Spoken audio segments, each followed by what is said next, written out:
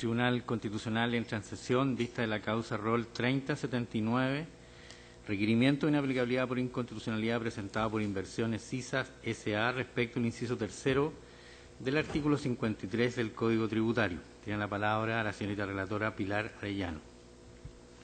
Gracias, señor presidente. La identificada solicitud de inaplicabilidad se ha presentado para que la declaración produzca efectos en el proceso sobre impugnación de liquidaciones del Servicio de Impuestos Internos, del que actualmente conoce la Corte Suprema, por recurso de casación en el fondo interpuesto por la actora bajo el rol número 17.722-2015. En el marco del aludido proceso de casación, el conflicto de constitucionalidad planteado a esta magistratura consiste en determinar si es constitucional o no el que, por aplicación de la disposición reprochada, se deban cancelar intereses penales por la mora en el pago de impuestos con una tasa del 1,5% por cada mes o fracción de mes de retardo, pese a que el mismo no sea imputable al contribuyente, como ocurre en la especie, en que no se han cancelado los impuestos justamente porque se discute en un proceso judicial sobre el monto y procedencia de los mismos. Lo anterior por cuanto, a juicio de la actora, debido a la demora del servicio en emitir las liquidaciones y a aquella que deriva de la tramitación del proceso judicial, los intereses por el retraso en el pago debido al precepto reprochado llegan a ser de magnitud claramente desproporcionada e injusta, vulnerando con ello los principios constitucionales de proporcionalidad y legalidad de los tributos y derechos fundamentales consagrados todos en los artículos 19, numerales 2, 20, 21, 3, 24, artículo 63, números 2, 14 y artículo 65, inciso cuarto, número 5, constitucionales. A efectos de sustentar su acción, la requerente se refiere a los hechos relacionados con la gestión judicial tributaria para luego exponer las argumentaciones en derecho que sustentan las infracciones constitucionales que denuncia. En cuanto a los hechos, explica que le fueron notificadas del año 2013 4 liquidaciones del Servicio de Impuestos Internos referidas a los impuestos de primera categoría y único del artículo 21 de la Ley de Renta. Dichas liquidaciones, lamentablemente, se habrían efectuado en base a los antecedentes erróneos presentados por la antigua administración de la requerente. Por ello, se dedujo ante el servicio una reposición administrativa, junto con la cual se presentaron nuevos antecedentes, como también formularios para reemplazar los referidos a las declaraciones realizadas y, pese a que se corrigieron todos los errores, estos nuevos formularios tuvieron como resultado la misma renta líquida imponible que la declarada originalmente. El servicio rechazó la reposición. Frente a ello, la requerente dedujo reclamación ante el Tribunal Tributario y Aduanero de Concepción, el que no dio lugar al reclamo. Apeló y el fallo fue confirmado. Procedió entonces a casar el veredicto de segunda instancia por la infracción de diversas normas del Código Tributario, de la Ley de Rentas, del Código Civil y del principio de legalidad tributaria y por la infracción de las reglas de la sana crítica, con el fin de dejar sin efecto las liquidaciones del servicio en todas sus partes. Específicamente, en lo que respecta a las liquidaciones, expone que éstas establecían que la diferencia de impuestos ascendía a casi 2 millones, que los reajustes correspondían a más de 41 millones y que la suma de los intereses penales a esa fecha era de casi 1.060 millones. Desde estos datos, entonces, indica que se aprecia que los intereses penales subían a más del 50% de la supuesta deuda tributaria ya reajustada. En cuanto al derecho, en este punto, la actora, en parte, desarrolla las argumentaciones vertidas por este sentenciador en fallos roles números 1951 y 1952. Primera infracción, la del principio de proporcionalidad de los tributos. Esta se aprecia si se atiende a la cuantiosa diferencia que existe entre el interés penal cuestionado y el interés máximo que permite al legislador por el uso de un crédito. Y a su vez, la desproporción se demuestra si se atiende que cuando se rebajó la tasa del interés penal el año 1987 al 1,5%, si bien se tuvo presente que por su finalidad disuasiva debía ser más alta que las tasas de interés del sistema financiero, era adecuado disminuirla para que guardara concordancia con la reducción experimentada por estas últimas. Sin embargo, hoy se ha perdido la proporcionalidad que emanaba de dicha concordancia, toda vez que se mantiene la tasa del 1,5 en circunstancias que el interés corriente para operaciones en moneda nacional bajó de aquella fecha de un 7,33 a máximo 3,74, dependiendo de los años de la operación y su monto, o sea, bajó casi un tercio. Por lo demás, la aludida concordancia es reconocida en diversas legislaciones. Segunda infracción, referida a los derechos a la igualdad ante la ley, a la igual repartición de los tributos y a la no discriminación arbitraria en el trato que debe dar el Estado en materia económica. Esta se produce esencialmente, según lo expuesto, por dos razones.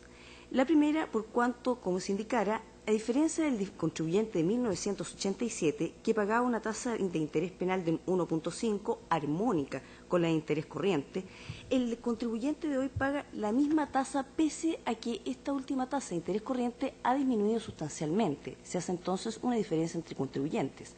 Pero además la segunda razón es que la discriminación se produce por cuanto si se mira al interés que debe pagar el fisco producto de las reclamaciones o reliquidaciones cuando devuelve los impuestos.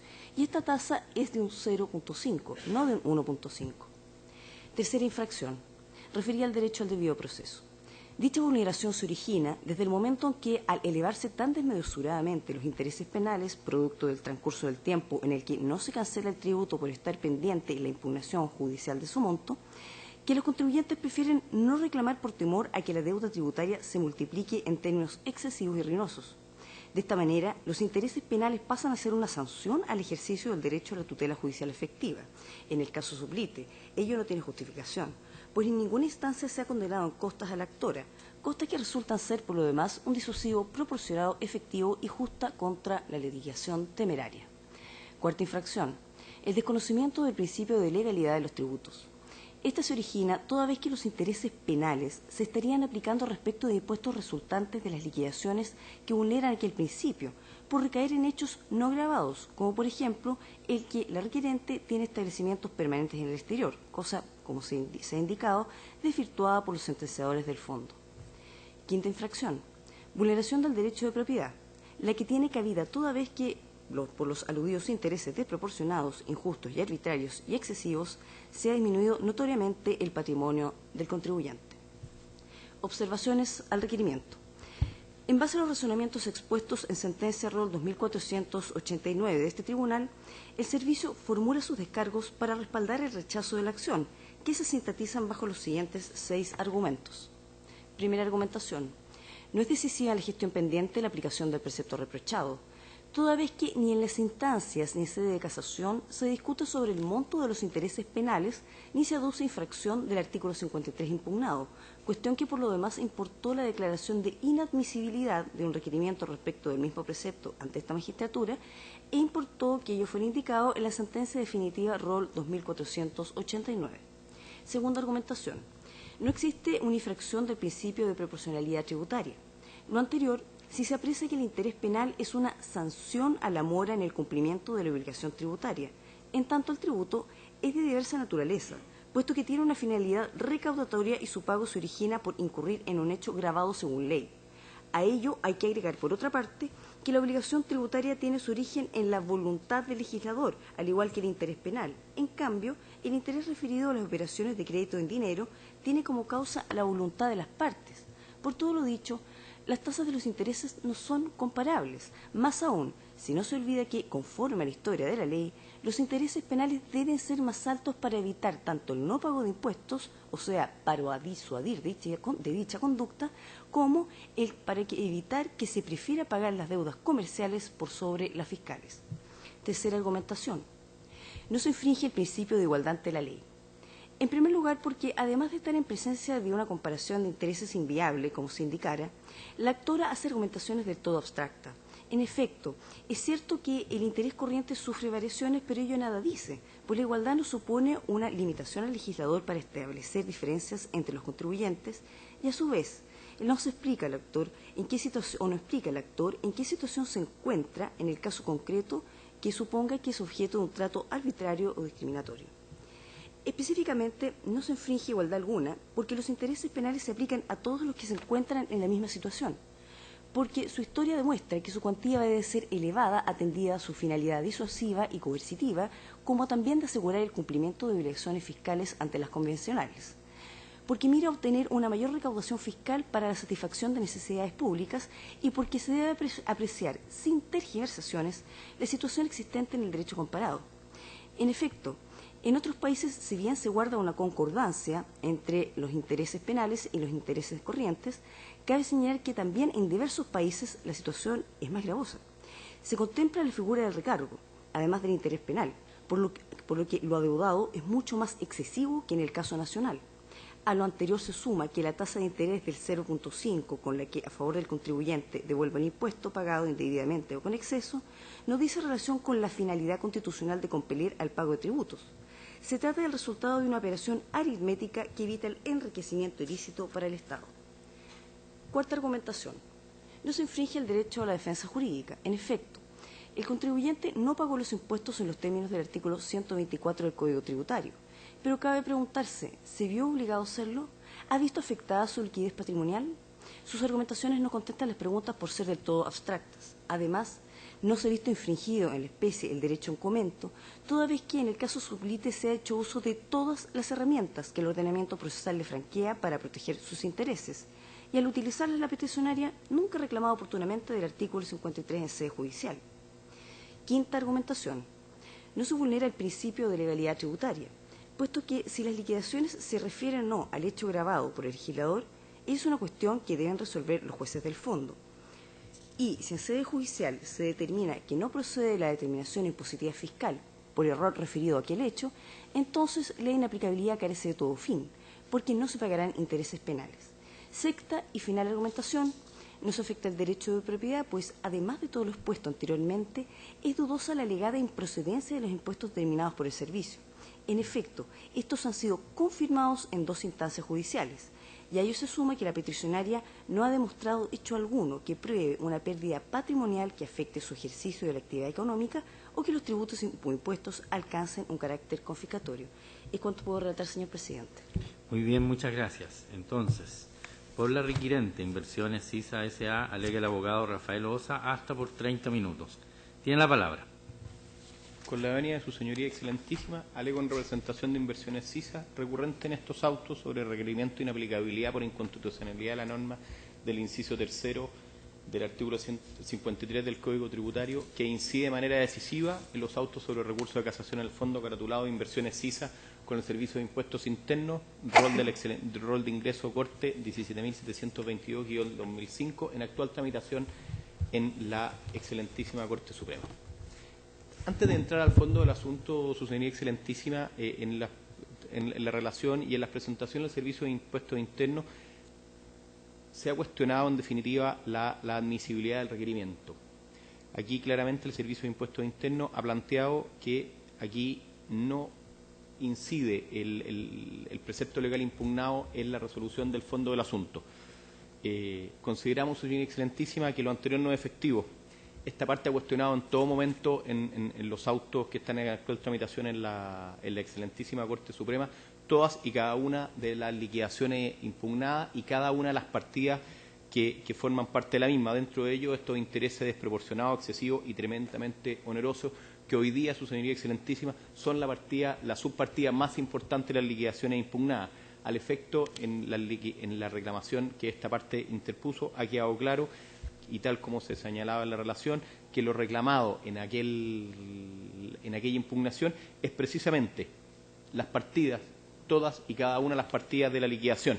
Naturalmente, su señoría excelentísima, por el hecho de cuestionar todas y cada una de las partidas, en definitiva se están impugnando también los intereses.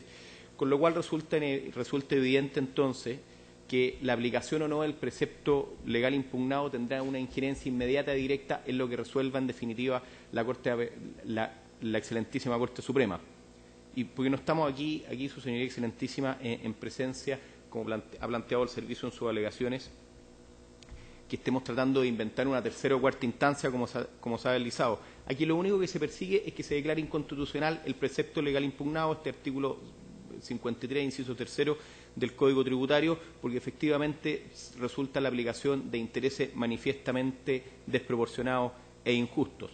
Lo ha resuelto ya este excelentísimo tribunal en sentencia 1295 del año 2008, con que basta con que el juez que conoce la gestión tenga la posibilidad de aplicar dicho precepto en la decisión que va a adoptar y que al hacerlo pueda vulnerar la Constitución, para que este tribunal, en definitiva, pueda realizar el juicio de constitucionalidad. Basta con la potencia que se pueda aplicar ese precepto para que, en definitiva, este excelentísimo tribunal puede efectivamente hacer este examen de constitucionalidad. Lo pedido en esta sede no es la impugnación de las liquidaciones, su señoría excelentísima, sino es precisamente que no se apliquen los intereses a la tasa penal punitiva establecido en el artículo 53, inciso tercero del Código Tributario, y no que se dejen sin efecto las liquidaciones.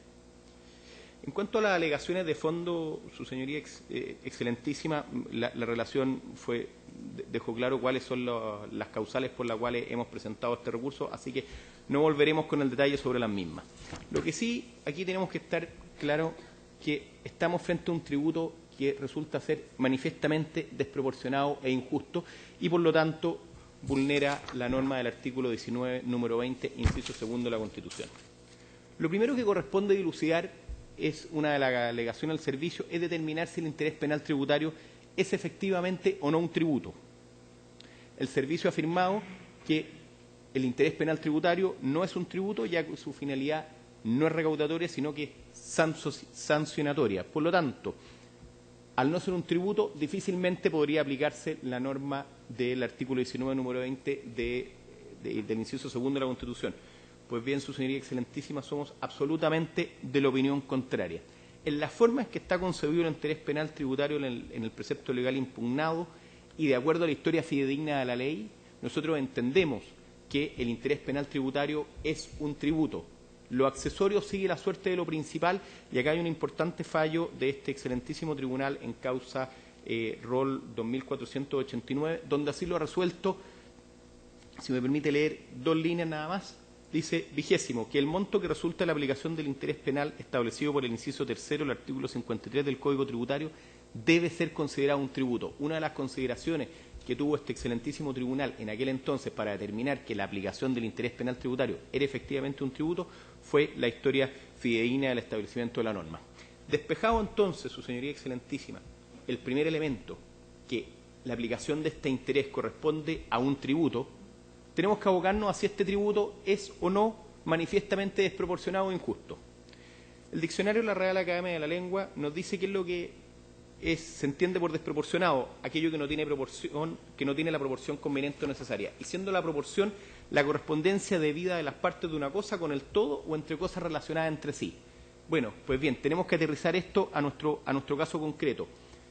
La historia fidedigna del establecimiento de la norma, la ley 18.682 de 1987, que rebajó la tasa del interés penal punitivo del 2,5 al 1,5% mensual, dejó un claro indicio de lo que debemos considerar al tiempo de determinar la proporcionalidad de este tributo. Y en la historia fidedigna de la ley, en el informe técnico enviado con fecha 7 de octubre al legislador de aquel entonces, queda claro cuál es el espíritu, que no es otro que dice que debe guardar concordancia con la reducción experimentada en general por las tasas de interés del sistema financiero, sin dejar de ser de todos modos un mecanismo disuasivo de la morosidad en el cumplimiento de las obligaciones tributarias. Es decir, la historia fidedigna de la ley, lo que quiso el legislador de aquel entonces, señala que debe haber una proporcionalidad, una concordancia entre el interés penal tributario, que es un tributo en definitiva, y las tasas de interés vigentes en el sistema financiero, y mantener, por cierto, el carácter disuasivo de las mismas. Tiene que estar un peldaño o 2 peldaños sobre el interés penal en materia civil. Así las cosas, su señoría excelentísima, el establecimiento de la norma es claro. El sentido de la proporcionalidad debe de guardar relación con el entorno financiero del momento, considerando, por cierto, el efecto disuasivo de la aplicación de una tasa punitiva. Lo interesante aquí y lo relevante es fijar, su señoría excelentísima, el quantum. Y el quantum debe considerar, por cierto, el momento. ¿Cuál es la tasa a aplicar? En este sentido, el profesor y tratadista Arturo Fermandois, en su publicación El debut del tributo desproporcionado e injusto en el Tribunal Constitucional, ha señalado, comillas, corresponde evaluar si el mecanismo disuasivo que el legislador estimó necesario en el año 1987 resulta calificable del mismo modo 25 años después, para determinar si estamos en presencia o no de un tributo manifiestamente desproporcionado. No se trata, excelentísimo tribunal, de asimilar los intereses de mercado al interés penal en materia tributaria, sino determinar si el tributo que deriva de la aplicación de esta tasa de interés resulta no desproporcionado, sin la debida correspondencia al entorno financiero actual. Sobre esta materia, su señoría excelentísima, hay que recordar el momento histórico que estábamos viviendo en el año 1987 y las tasas de interés vigentes a esa fecha. Si es que uno hace una retrospección y ve las tasas de interés corriente a esa fecha, estamos hablando de tasas del orden del 7,33, 7,35% real anual, UF más 7,33. Hoy día, su señoría excelentísima, las tasas de interés son bastante más bajas, incluso llegan al 50% más bajas que aquellas de 1987, llegando hoy día a tasas de interés promedio del orden del 3,5, 3,7% anual sobre la inflación. Es decir, su señoría excelentísima, el entorno financiero en que la tasa de interés, en el entorno financiero actual, la tasa de interés corriente ha caído más del 50%, mientras que el interés penal en materia tributaria se ha mantenido invariable.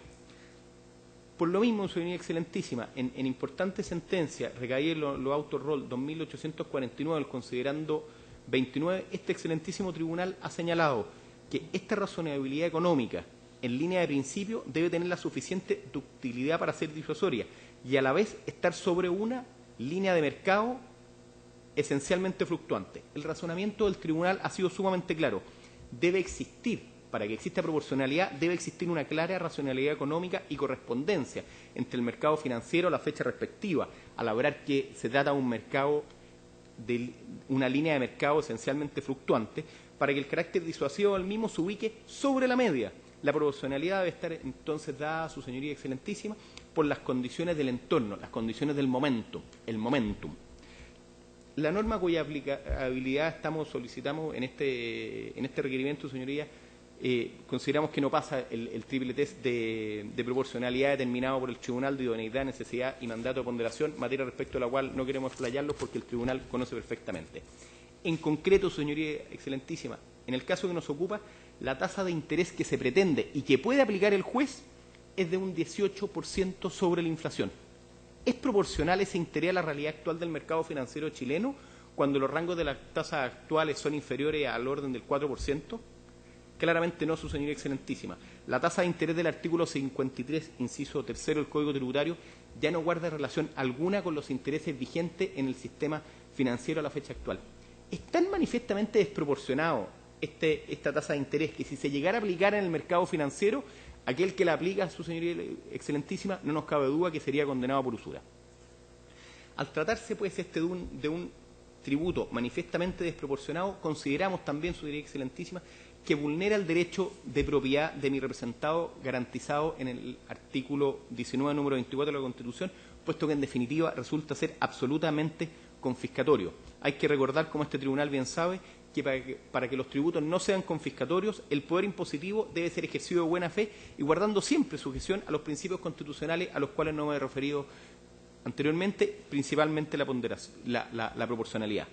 Respecto a este último elemento, su señoría excelentísima, mucho se ha dicho respecto de la efectiva proporcionalidad que existe en la aplicación de este tributo en el marco de las condonaciones y mitigaciones que el servicio aplica normalmente y que, en definitiva, implican que la tasa efectiva no sea manifiestamente desproporcional. El servicio lo ha planteado y hay jurisprudencia respecto de esta materia, de este excelentísimo tribunal. Para nosotros, su señoría excelentísima, el otorgamiento de condonaciones y la argumentación del servicio sobre la materia es un reconocimiento claro, expreso y categórico de la desproporcionalidad manifiesta de este impuesto. Tan desproporcional es, y fuera de toda lógica, que el Servicio de Impuestos Internos ha determinado por sus propios sistemas, por default, uno se mete a la página web de la tesorería del servicio y, en definitiva, se puede llegar a condonaciones nominalmente que podrían llegar a cifras cercanas al 70% de los intereses. Con lo cual, este honorable tribunal, este excelentísimo tribunal, me dirá, bueno, pero la tasa que en definitiva se aplica no resulta ser manifiestamente desproporcionada e ilegal. Pero cabe preguntarse, su señoría excelentísima, ¿por qué el servicio estableció este criterio de condonación? ¿A qué es lo que obedece esto?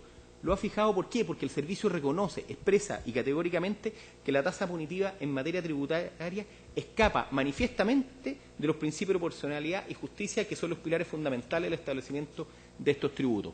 Desde el punto de vista nuestro, señoría excelentísima, en este caso, ¿podemos quedarnos tranquilos con que el Servicio de Impuestos Internos aplicará por default, por sus propios sistemas, una condonación como la hemos señalado, cuando consta en el acta de embargo que nos llegó hace exactos 2 días, el martes pasado, en que el Servicio de Tesorería requirió un embargo a mi representada por la no despreciable suma de 5.121 millones de pesos, señor excelentísima, 5.121 millones de pesos, cuando el monto liquidado es inferior a los 2.000 millones de pesos, estamos hablando de 3.000 millones de pesos de diferencia. Ese es el interés que se quiere aplicar a este caso concreto por habernos defendido y haber ejercido nuestro derecho de defensa.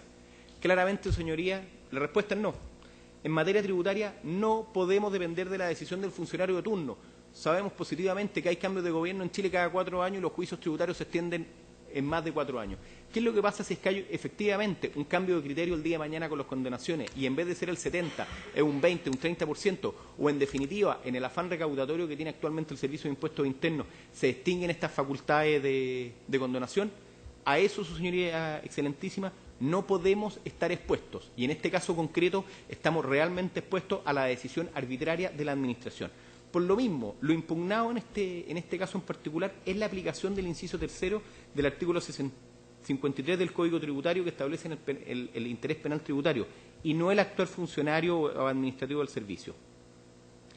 Para terminar sobre este punto, señora excelentísima, el interés penal tributario es un tributo y ese recargo es completamente desproporcionado e injusto, como lo reconoce el servicio con lo que he señalado, razón por la cual este excelentísimo tribunal debe necesariamente declarar la inaplicabilidad por inconstitucionalidad del artículo 53, número 3, inciso tercero del Código Tributario.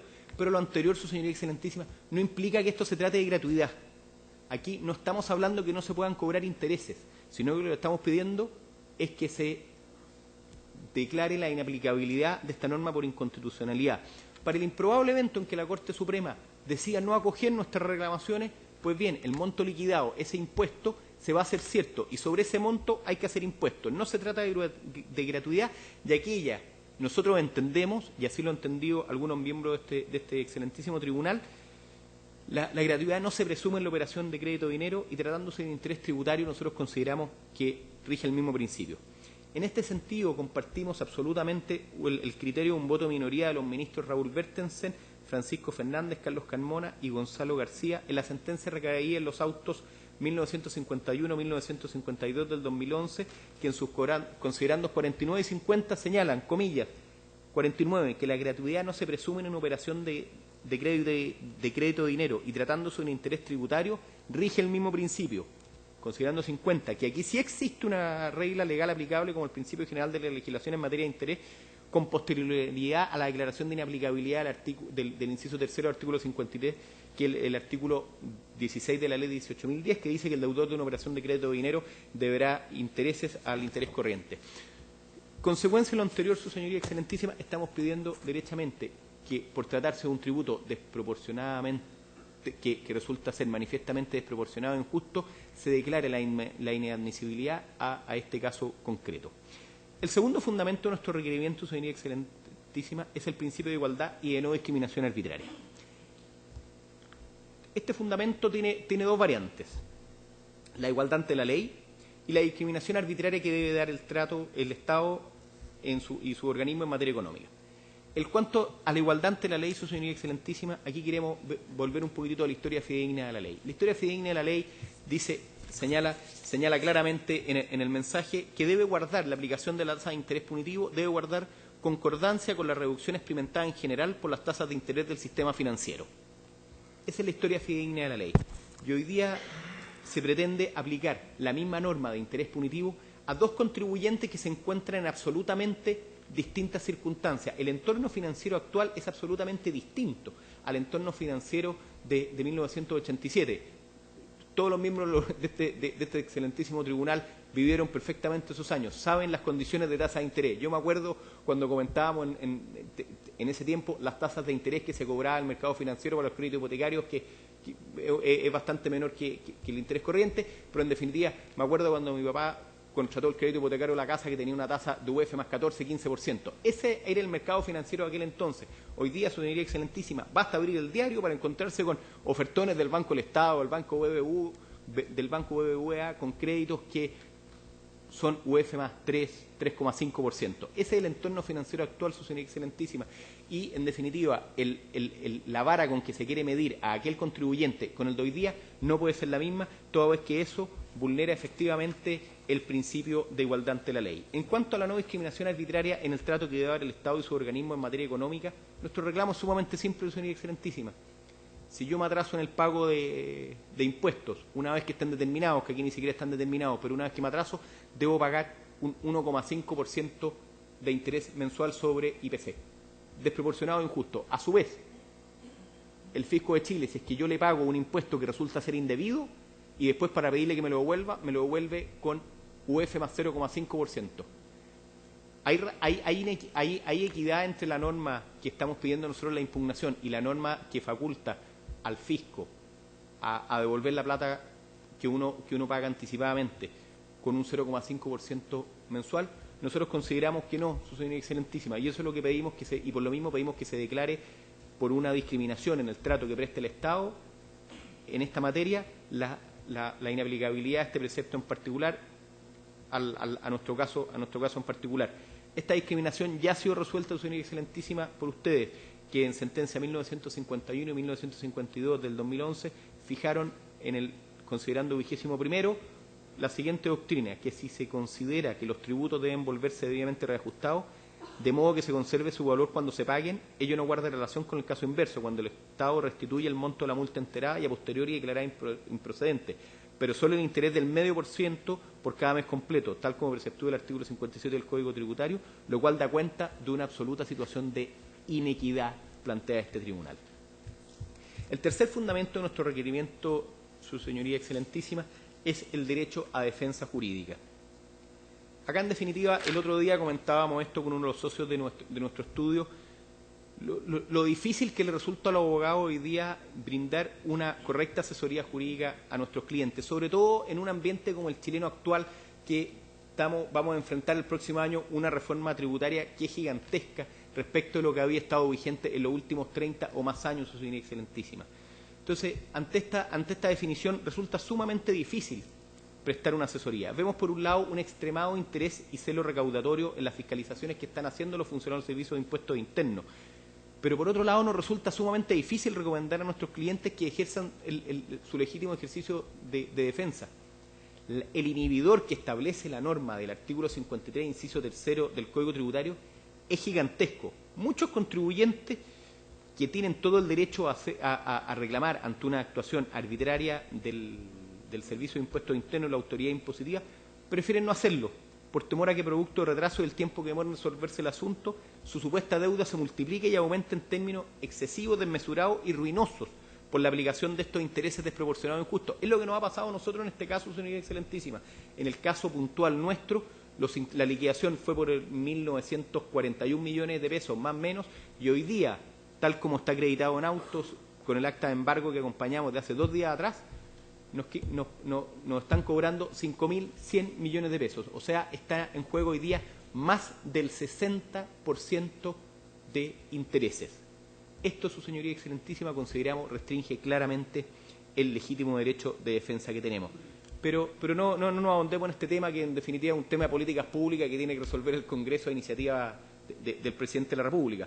Pero queremos insistir, su señoría excelentísima, en que el acceso a una tutela jurídica efectiva no puede estar condicionado y menos aún limitado como una norma como la que planteamos, el artículo 53, inciso 3 del Código Tributario. El ejercicio de este derecho de defensa no puede ser sancionado con la aplicación de intereses excesivos por la mera excusa de frenar los abusos que se cometen en orden a dilatar tributos. Si esta norma, señoría excelentísima, estableciera una norma, un piso que es arriba del mercado, claramente el contribuyente tiene un inhibidor para ir a endeudarse al mercado financiero y burlar la norma tributaria. No es eso lo que estamos pidiendo, señoría excelentísima, sino que aquí que no se aplique esta norma a nuestro caso en específico.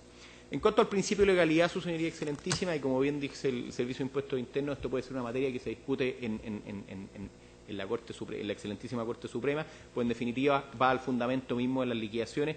Las liquidaciones, sumamente simples, se basan en un hecho no grabado. Al fundarse en un hecho que no es grabado, consideramos que vulnera el principio de legalidad de los tributos, señoría excelentísima.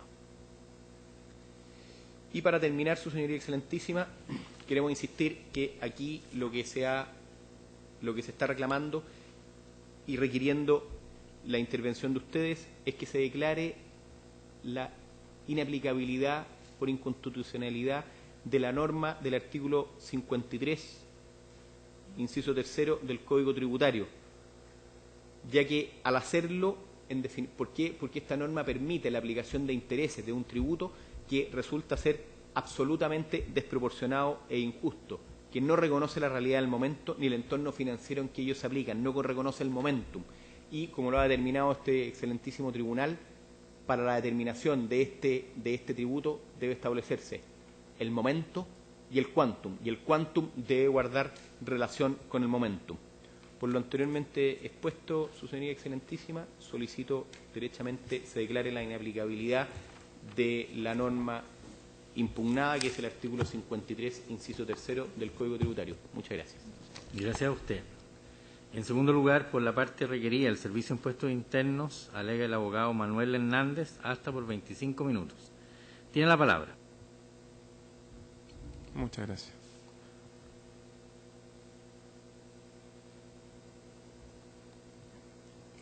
Con la venia de su señoría excelentísima, comparecen estrados Manuel Hernández Gálvez en representación del Servicio de Impuestos Internos, quien viene a solicitar a este excelentísimo tribunal que se rechace el recurso de inaplicabilidad por inconstitucionalidad presentado respecto a la norma del inciso tercero del artículo 53 del Código Tributario por los siguientes antecedentes.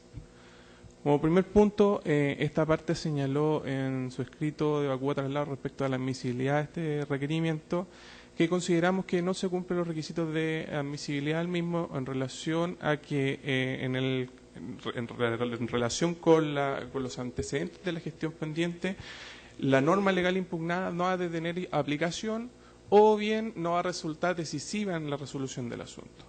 ¿En qué nos basamos para esto? En la presentación del contribuyente en las distintas etapas de este juicio. En este sentido, lo que hay que determinar, efectivamente, la excelentísima Corte Suprema en este caso, es si las liquidaciones emitidas por el Servicio de Impuestos Internos se ajustan o no a derecho. En realidad, tal como se ha sostenido, en este caso, este servicio ha emitido liquidaciones respecto al contribuyente, por cuanto considera que las pérdidas rebajadas de su renta líquida imponible de los años tributarios 2010 y 2011 no corresponden respecto a pérdidas que sufrió un establecimiento permanente y filiales extranjeras por parte del contribuyente. Esa es la materia reclamada, ese es el asunto de fondo respecto del cual la excelentísima Corte Suprema tiene que pronunciarse. En ningún momento de las distintas etapas procesales se ha trabado la litis en relación a este inciso tercero del artículo 53 del Código Tributario. Solamente con revisar los distintos escritos presentados por la parte contraria, uno puede determinar que esa discusión respecto al artículo 53, inciso tercero del Código Tributario, no se ha planteado en autos. Por cuanto, dado ese antecedente, este servicio considera de que esta norma, la del inciso tercero del artículo 53, no va a tener relación con el asunto de fondo, que es la legalidad de las liquidaciones emitidas por el Servicio de Impuestos Internos. En segundo punto, podemos señalar, su señoría, que no se establecen a juicio de este Servicio de Impuestos Internos que intereses manifiestamente desproporcionados o injustos, como ha señalado el requirente. El Estado necesita cumplir ciertas necesidades públicas y para cumplir esas necesidades públicas los ciudadanos estamos obligados a colaborar con ellos a través del pago de impuestos. Y a través de este pago de impuestos, efectivamente, el legislador tiene que determinar mecanismos que prevean el incumplimiento de esta obligación del pagar tributos para hacer efectiva este pago de los tributos. En este sentido, tiene que estar este mecanismo del interés penal tributario que se ha consagrado en el artículo 53, inciso tercero del Código Tributario.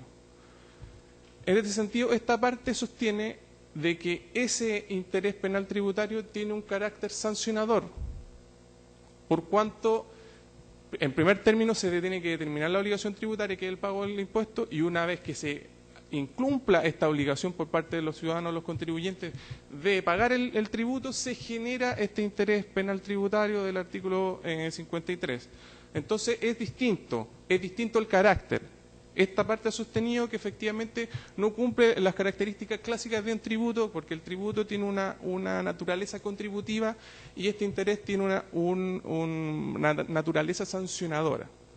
Ahora bien, si este excelentísimo tribunal considera que efectivamente se trata de un tributo, efectivamente esta parte considera que no hay una desproporción o una injusticia en relación a este interés penal tributario. ¿En relación a qué? El requirente sostiene y basa su argumentación en una comparación del interés bancario máximo que pueden cobrar las instituciones y de las obligaciones, del interés que se generan en las obligaciones contractuales. En este sentido hay que señalar dos cosas. Primero, son distintos. ¿Por qué? La naturaleza o el origen de la obligación de pagar interés. En este sentido, las obligaciones contractuales determinadas por la Ley 18.010 de operaciones de crédito de dinero tienen una naturaleza eminentemente contractual, depende de la voluntad de las partes. En cambio, la obligación de pagar tributos es una obligación que establece el legislador. Entonces ya tenemos un primer criterio de diferenciación respecto del interés que se cobra en las operaciones financieras con el interés penal tributario. Y ahora bien, hay una segunda diferenciación en cuanto a la tasa, a la fijación de esta tasa. Es la Superintendencia de Bancos e Instituciones Financieras la que determina el interés máximo convencional o el interés corriente. En cambio, en el caso de los intereses penales, es el legislador el que lo estableció. Son cosas distintas, no se pueden comparar. Por eso esta parte considera que no hay una manifestación, no hay el interés no es manifiestamente desproporcionado e injusto. Además, es el requirente el que debe realizar un análisis exhaustivo de por qué se produce esta desproporción o esta injusticia. No hay ningún número, no hay ninguna aplicación al caso concreto en el requerimiento que pueda dar lugar a esta declaración de manifiestamente injusto o desproporcionado de los intereses. En tercer lugar, no hay una vulneración, no hay una discriminación arbitraria ni una violación al principio de igualdad. El requirente ha señalado de que hay una discriminación arbitraria o se infringe el principio de igualdad por dos temas. Primero, porque hay un trato igualitario al contribuyente de 1987 con el contribuyente del año 2016, ¿basado en qué? Basado en la diferencia, señala que el interés corriente ha disminuido al menos en un tercio en relación al año 87 con el año 2016. Pero nuevamente caemos a lo mismo. Compara el interés financiero con el interés penal tributario. No son comparables. Evidentemente, el interés corriente puede variar con el tiempo, como lo he señalado, que es la Superintendencia de Bancos e Instituciones Financieras que determina esta tasa de interés. Evidentemente va a cambiar en el tiempo y ese cambio per se no puede implicar una infracción al principio de igualdad. Ese cambio no puede implicar una infracción al principio de igualdad. Ahora bien, en relación al segundo punto, esto es, el trato discriminatorio que tendría el Estado en relación a la devolución de impuestos pagados indebidamente o en exceso con la tasa del 0,5%, en relación al que paga el contribuyente, que es como del 1,5%. En este sentido, este excelentísimo tribunal ha sostenido en sentencia 2489-13 de que no es desproporcionado, no hay una discriminación, no se afecta el principio de igualdad. ¿Por qué? En primer término, es el legislador el que estableció este pago del 0,5%. Y en segundo, son operaciones tributarias distintas. ¿En qué sentido? Es el contribuyente, por la obligación del pago de sus tributos, el que debe pagar estos intereses ante su incumplimiento. Tiene fines constitucionales distintos. En cambio, esta devolución que hace el Estado del 0,5% es una operación aritmética que dice relación con que no se aplique el enriquecimiento injusto por parte del Estado. Así lo ha sostenido este excelentísimo tribunal. En cuarto lugar, el requirente señala que se afecta su derecho a defensa jurídica. Su señoría excelentísima, él ha ocupado todos los recursos procesales que contempla el legislador para defender sus intereses. Ha presentado reclamo tributario, presentó posteriormente un recurso de apelación ante la Ilustrísima Corte de Apelaciones de Concepción y presentó un recurso de casación en la forma y en el fondo ante la Excelentísima Corte Suprema. En el caso concreto, en este caso, el contribuyente no ha visto afectado su derecho a defensa jurídica en ningún momento. ¿Esto qué nos da a entender a nosotros como Servicio de Impuestos Internos? Que lo que pretende el requirente es que se haga un pronunciamiento general de la norma, no específica en el caso concreto, lo que atenta con lo que ha señalado este excelentísimo tribunal de que debe ser en el caso concreto la infracción de ley en relación con la Constitución Política de la República. Se está pretendiendo que se haga un pronunciamiento general sobre la norma, lo que nos parece que no es lo que corresponde en relación a esto. El contribuyente, el requiriente en este caso, sostiene dentro de sus argumentaciones y para realzar el carácter de abstracto de su requerimiento, de que no se puede sostener de que para no ver vulnerado este derecho de defensa jurídica, que se pague el tributo de acuerdo al artículo 124 y con ello ampliar el plazo de reclamo y después devolver los antecedentes, devolver los impuestos pagados doblemente o en exceso por parte luego de una resolución judicial. Ese argumento efectivamente da cuenta de lo que he venido sosteniendo, de que se está pidiendo un pronunciamiento general respecto a la norma. En este caso en específico, esa argumentación no se condice con el caso concreto. ¿Por qué? Porque el contribuyente no ha pagado, no ha enterado los impuestos que ha determinado este servicio en las liquidaciones. No ha visto afectado su derecho, su liquidez patrimonial. No ha visto afectado su derecho a ejercer la economía alguna. Por ende, en el caso concreto no se ve afectado su derecho de defensa jurídica. Ahora bien, como quinto punto, el requiriente sostiene de que se ve afectado el principio de legalidad o reserva legal tributaria. Nada más alejado de la realidad. ¿Por qué? El contribuyente, para sostener esta alegación, señala que la determinación de impuestos que hizo el Servicio de Impuestos Internos sería improcedente por cuanto se tratarían de hechos no gravados. Al respecto, cabe señalar que hay dos sentencias de tribunales. Primero, la sentencia de primera instancia del Tribunal Tributario y Aduanero de la región del Biobío, y segundo, de la Ilustrísima Corte de Apelaciones de Concepción, que confirmaron los actos administrativos emitidos por esta repartición. Entonces, en los hechos no hay una afectación a este principio de reserva legal, efectivamente, porque hay dos sentencias que confirman el actuar de este Servicio de Impuestos Internos. Asimismo, podemos señalar como sexto punto, y además respecto a este mismo punto, que carece de objeto la alegación del requirente. ¿En qué sentido? En que este servicio ha aplicado estos intereses penales por cuanto el propio legislador lo señaló en la norma del artículo 53, inciso tercero del Código Tributario. Este servicio está aplicando la ley. ¿Cómo va a haber una afectación al principio de legalidad si estamos aplicando la legalidad? Estamos aplicando la ley al caso concreto. En sexto punto, este contribuyente señala que se afecta su derecho se afecta el derecho a su propiedad. En este sentido, nuevamente sostengo que hay dos sentencias de tribunales de la República que confirman el actuar de este Servicio de Impuestos Internos. Dos sentencias. El contribuyente señala que se vulnera este derecho, dando a entender desde sus argumentos que estaríamos en presencia de un hecho no gravado, lo cual ha sido desestimado por dos tribunales de la República. Asimismo, no da hechos, razones o circunstancias, no hay una razonabilidad de cómo se vería afectado a este derecho si ni siquiera ha enterado el pago de los impuestos en arcas fiscales. El séptimo punto, puedo señalar que este excelentísimo tribunal ha señalado que existen limitaciones al legislador en el establecimiento de los intereses penales. En sentencia que ya señalé, que es el rol 2489-13, ha sostenido que existen tres límites. El primero, que no se puede establecer una cláusula penal enorme.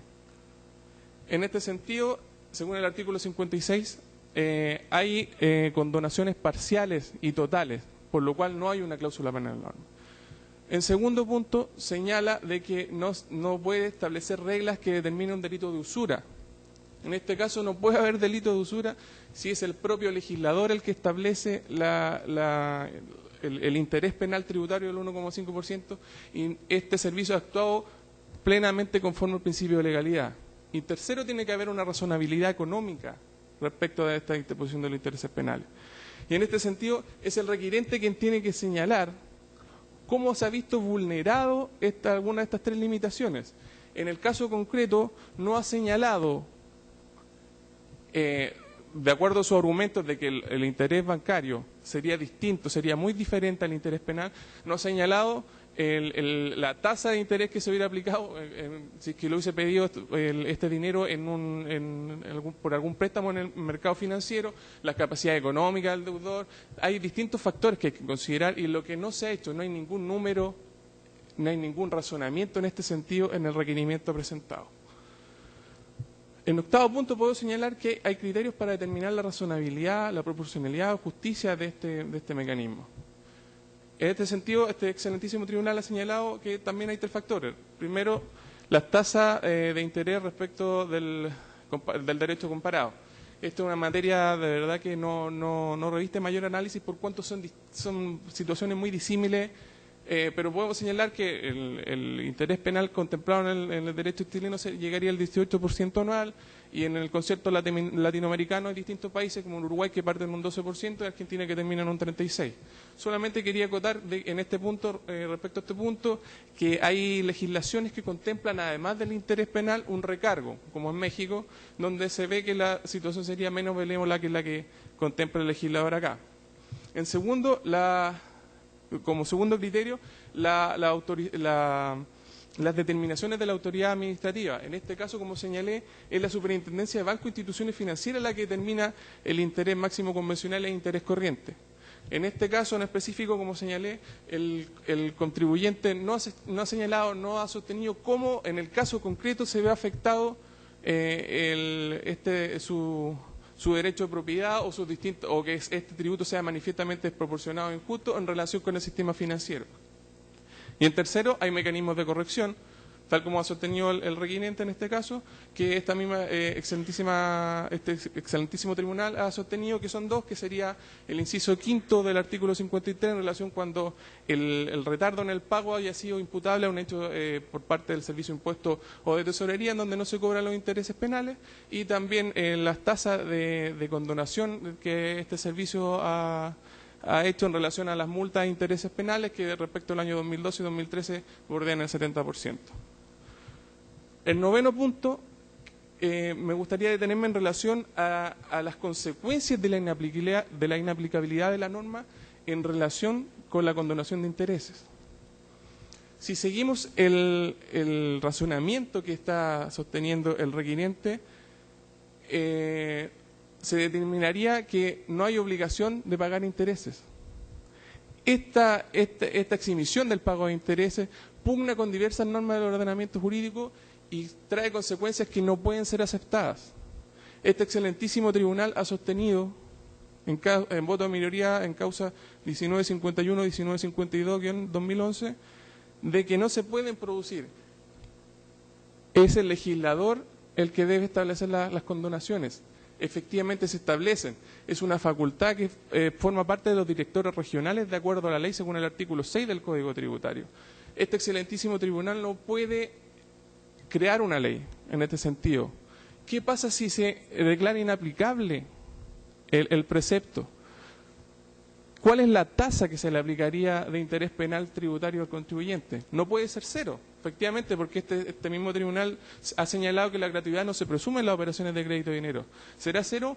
¿Cuál sería el interés penal tributario? ¿En base a qué argumento? ¿Con qué tasa? ¿En qué momento la determinamos? Todos estos antecedentes tienen que ser tomadas en consideración al momento del fallo, por cuanto se producen situaciones indeseables y que no se condicen con el mandato del legislador en cuanto a la función de este excelentísimo tribunal, que no es crear ley, sino que velar por la Constitución y la aplicación de sus leyes en un caso concreto. Por último, y para finalizar, en relación a los plazos de prescripción y los criterios de constitucionalidad directo, los conflictos de constitucionalidad directo. El requirente ha sostenido que es imputable al Servicio de Impuestos Internos y sostiene en relación a lo mismo que el interés penal sería desproporcionado e injusto, por cuanto han pasado casi 3 años desde su primera declaración de impuesto a la renta respecto de la cual se hace una diferenciación, hay una diferenciación de impuestos. del año 2010, que sería el 19 de julio del año 2013, se estarían notificando las liquidaciones. Al respecto, sostiene que no correspondería que él pagara esos intereses por ese transcurso, que serían imputables al Servicio de Impuesto Interno. Y en este sentido, esta parte razona. De acuerdo a lo sostenido por el requiriente, una vez presentada una declaración de impuestos, al día siguiente este servicio tendría que emitir las liquidaciones. ¿Es eso posible? ¿Es eso factible? Evidentemente no, dado la cantidad de declaraciones de impuestos que este servicio tiene que procesar. Evidentemente no se puede generar o emitir una liquidación al día posterior. Este servicio ha actuado y ha respetado plenamente los plazos de prescripción contemplados en el artículo 200 del Código Tributario en la emisión de las liquidaciones. Y así mismo lo ha reconocido el requiriente, por cuanto en sede judicial no ha reclamado, no ha argumentado en relación a una eventual vulneración de los plazos de prescripción. Efectivamente, este servicio cumplió los plazos de prescripción, emitió las liquidaciones y ha cumplido plenamente con el mandato del legislador.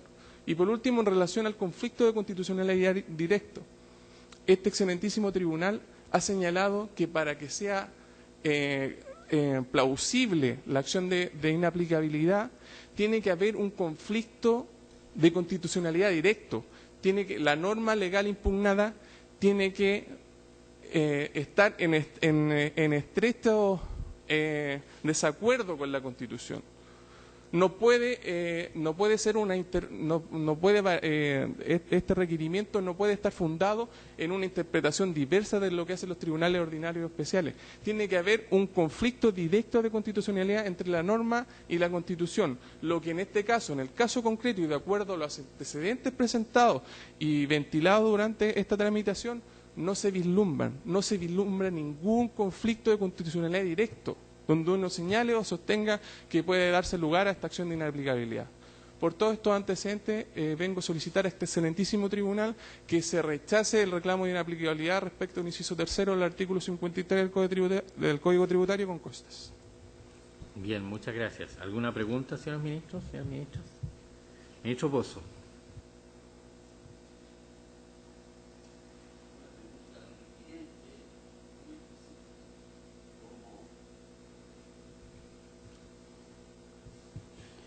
Una pregunta al requirente exclusivamente. ¿Cómo se puede compatibilizar en este requerimiento planteado la obligación de contribuir que tienen todos los ciudadanos de este país con su posición al respecto, sobre todo analizándolo si usted calificaría que estamos en presencia de un interés penal sancionatorio o no? Y un segundo aspecto es que, para verificar nomás, que los impuestos sobre los cuales se plantea esta duda de obligación de contribuir son efectivamente impuestos de primera categoría e el impuesto único del artículo 21, inciso de 0 de la Ley de Renta. Eso. Tiene la palabra.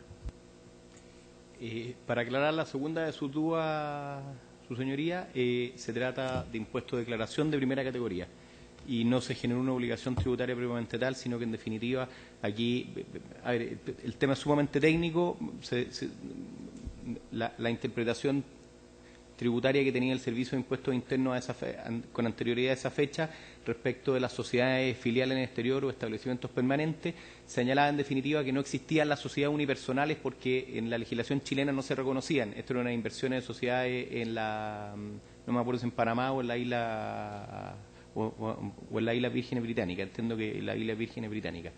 Entonces, en definitiva, se obligaba a presentar una declaración jurada diciendo si uno tenía un establecimiento permanente y el Servicio de Impuestos Internos no aceptaba que uno tuviera una filial con un único accionista, entonces había que declararlo como establecimiento permanente. Y por eso la declaración de renta, en definitiva, se declaraba el BPP financiero, el valor porcentual promedio que representaba esa inversión se declaraba como ingreso y se reversaba esa partida como gasto, reconociendo el mismo valor como gasto, y eso es lo que pasó, que en definitiva el efecto era neutro, no es que se estuvieran dejando pagar impuestos. Pero en cuanto a su pregunta, Aquí solamente un impuesto de declaración de primera categoría y no de retención. En cuanto a su pregunta principal, señor ministro, ¿cómo se puede contribuir a la obligación tributaria y cuál es nuestra posición al respecto? Aquí nadie ha negado la obligación tributaria que tiene todo contribuyente de pagar impuestos. Nadie lo pone en duda y nosotros pagamos y somos un contribuyente que paga gran cantidad de impuestos. ¿Qué es lo que estamos reclamando acá, su señoría excelentísima? Es simple. Lo que decimos es que la tasa de interés establecida en el inciso tercero del artículo 53 resulta manifiestamente desproporcionada. Y eso es lo que nosotros decimos aquí y no como erróneamente, creo yo, ha señalado el servicio que decimos acá hay gratuidad o nos vamos a llevar el tema gratis. No es así. Tiene que haber una sanción y tiene que aplicarse un interés. Lo que estamos diciendo hoy día es esa norma que nos quieren aplicar no es proporcional al mercado ni al entorno financiero actual. Con lo cual ese interés, que en definitiva por el pago de ese interés pasa a configurar un tributo, es absolutamente desproporcionado, irracional e injusto. Por lo mismo, nosotros insistimos en el criterio de gratuidad y por eso dijimos que hacemos parte del fallo minoría en la sentencia que citamos en delante, que en definitiva la gratuidad no puede presumirse aquí. Nosotros no estamos diciendo qué es lo que pasa si se declara la inaplicabilidad de esta norma. No podemos decir ni señalarle, señor ministro, que no se imponga un interés. Se tiene que poner un interés. Y el interés, y hay una norma en el derecho general, que es la de 18.010, que se puede aplicar por añadidura. Entonces, al declarar la inaplicabilidad de esta norma, en definitiva no estamos hablando de gratuidad, estamos hablando que se apliquen las normas del derecho general. Y la norma del derecho general, en definitiva, es la ley el artículo 16 de la ley 18.010, que dice en toda obligación de crédito de dinero, que nosotros consideramos que un atraso en la obligación de pago de una obligación tributaria también implicaría una obligación de crédito de dinero, se pague con el interés corriente. Nada más que eso, señoría excelentísima. No estamos hablando de gratuidad en este caso.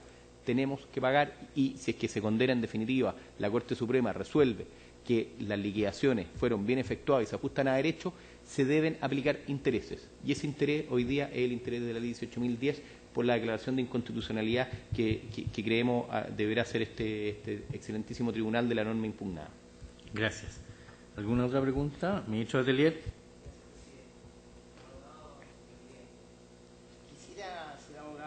Cargo de lo afirmado por el abogado del Servicio de Impuesto Interno en orden a las consecuencias de acoger la inaplicabilidad que usted promueve en relación a que no se pagarían intereses en este caso. Sobre la materia, señor ministro, vuelvo sobre lo recientemente señalado. Aquí, si es que se declara la inaplicabilidad por inconstitucionalidad de esta norma, no estamos hablando que sea una operación gratuita, no estamos hablando de gratuidad. Aquí la consecuencia es sumamente clara. Se tienen que aplicar intereses. ¿Y qué intereses se aplican? Las que establece el derecho común. Y el derecho común en esta materia es el artículo 16 de la ley 18.010, que dice que se deberán intereses corrientes del minuto del amor sin retardo hasta el momento del pago. Esa es la norma que cae por default en el caso de que se declare la inaplicabilidad por inconstitucionalidad para este caso específico, señor ministro, de esta norma. No estamos pidiendo gratuidad ni reclamando gratuidad. Estamos diciendo que tiene que pagarse, pero debe pagarse un interés que sea proporcionado. Gracias. ¿Alguna otra pregunta? No, muy bien. Concluida entonces la vista de la causa.